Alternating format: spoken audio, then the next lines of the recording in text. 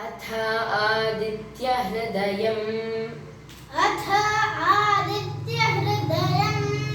ततो युद्धपरिश्रान्तम्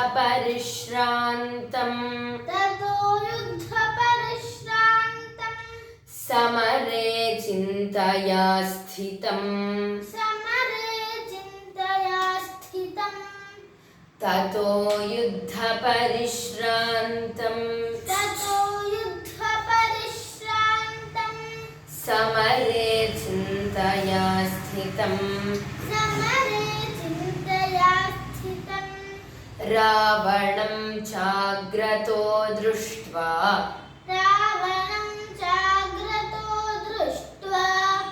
युद्धाय समुपस्थितम् रावणं चाग्रतो दृष्ट्वा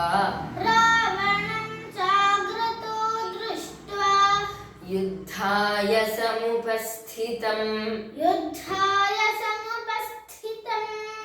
ततो युद्धपरिश्रान्तम्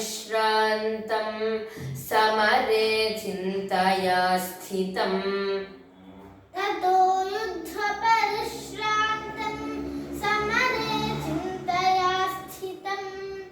रावणं चाग्रतो दृष्ट्वा युद्धाय समुपस्थितम्